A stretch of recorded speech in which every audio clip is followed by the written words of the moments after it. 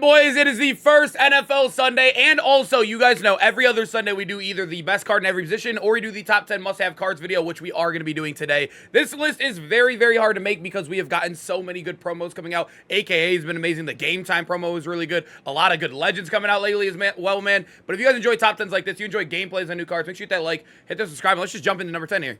If you're looking for cheap, fast coins to build that God Squad you always wanted, check out my sponsor, U4GM, and use code SHOE for 5% off your order. Number 10, I actually do have Mean Joe Greene right here, and I do think I would value the Vintage Champion over the other one. You're saving an AP, and also you are getting it on longer in the game. But Mean Joe Greene is the best D-tackle still in the game very, very easily. He has one of the best player builds. It's kind of like a skinnier D-tackle, but he is still, like, really, really big. I don't know how to explain it. Like, he's, like... He has, like, his own unique build in game. But basically what I'm saying is he fits in the A-gap really, really good. He is very fast, too, for a D-tackle. 81 speed, 84 excel. He has great stats across the board, all 80 pluses, even with an 85 block shot and 87 power move. But the reason why we have him is because of double or nothing for 1 AP. It literally is our only pass rushing ability right now. That is the only thing you are using or getting on consistently all game with AKs or just normal abilities. And that's why I think Mean Joe Greene has some play. And he still plays on my team, even with some of the faster guys in the game coming out that you could replace him with.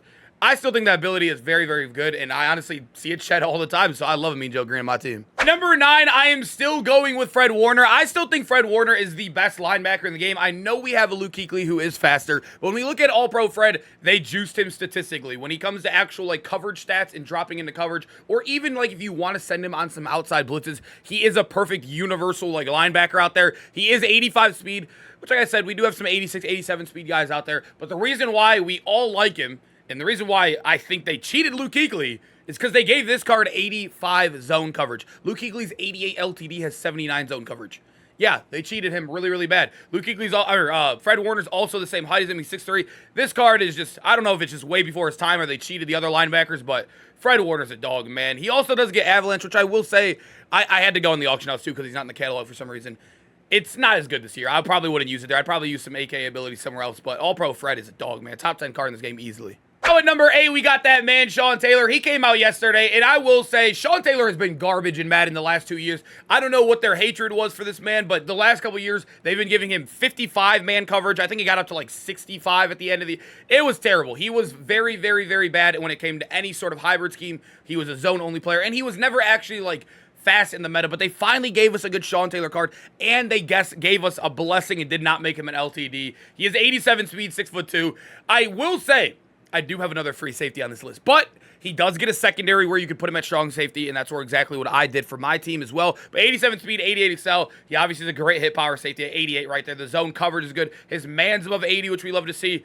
He's a great card, man. I used him all day in my gauntlet yesterday, and honestly, I loved him. I love him. We're keeping him on the squad, man. He's a dog, and it's back to the old Sean Taylors of like what, Madden 21, Madden 22? Number 7, I am still going with Lawrence Taylor, so I wanted to include at least 1 or 2 pass rushers on this list, and I do think Lawrence Taylor is still a top 2 edge rusher in this game.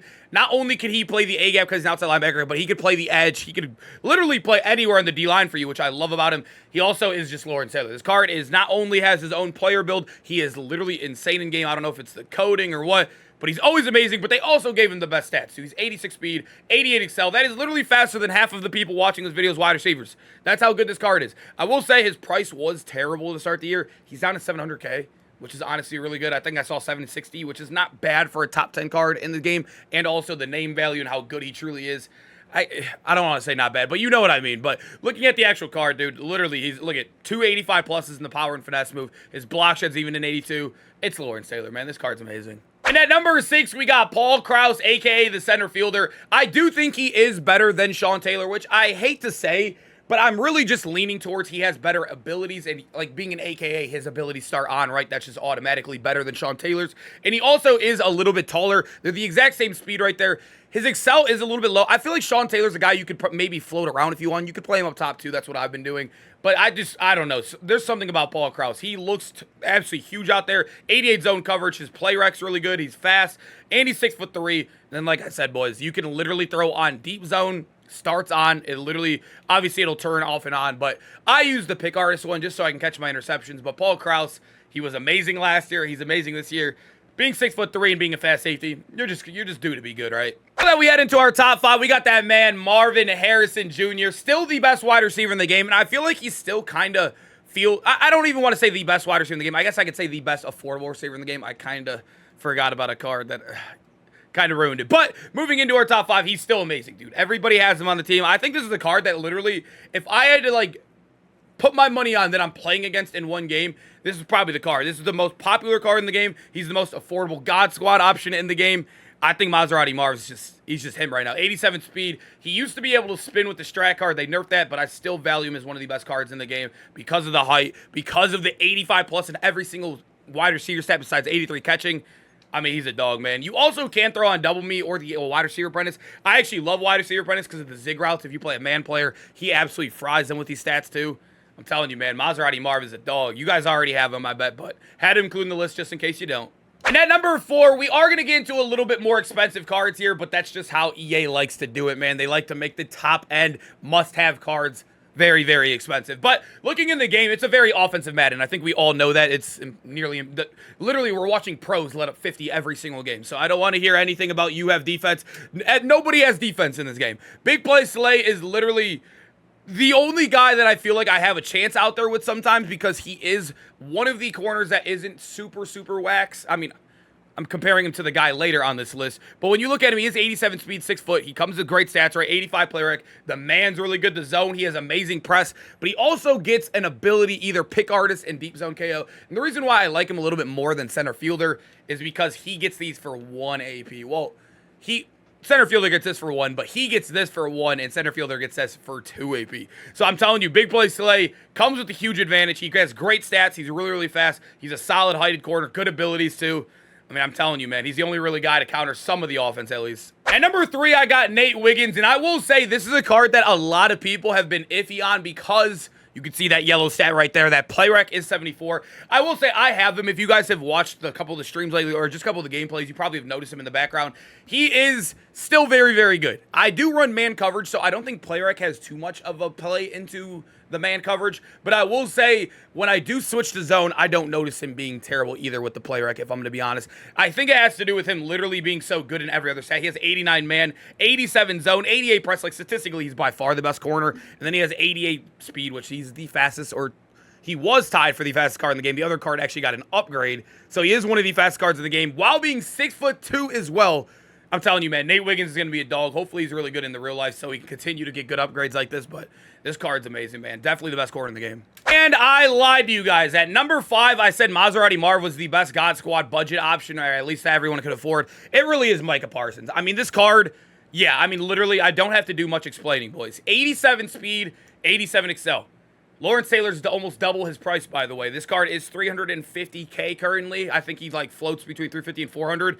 And he is a top 3 card in the game, in my opinion. He is like the best either A-gap or a D-tackle you want to throw. He is insane because of the speed. He's way faster than every quarterback out there. He's going to hawk all your quarterbacks down. Even Vic, the guy that can maybe compete with him, can't scramble because he's a lefty. So Micah Parsons is literally Zeus right now on the D-line. And then look at see, he has 82 block shed, 88 finesse move. I mean, Micah, dude, they bless Micah. They love Micah over there at EA Sports, man. At number 1, I know he is the most expensive card in the game, and I know that doesn't normally, like, depict how good a card truly is, because we've seen very, very expensive cards be garbage. For example, I don't think Ricky Williams is garbage, but he's 1.4 mil, and I don't think he's, like, worth that, right? But Xavier Worthy, I think, is worth every single coin if you are going to get him. He is the only player in the game with 89 speed. He is obviously like the new Tyreek Hill out here. Every time he gets an upgrade, it feels like he is going to be the fastest card in the game. He is going to be the best wide receiver.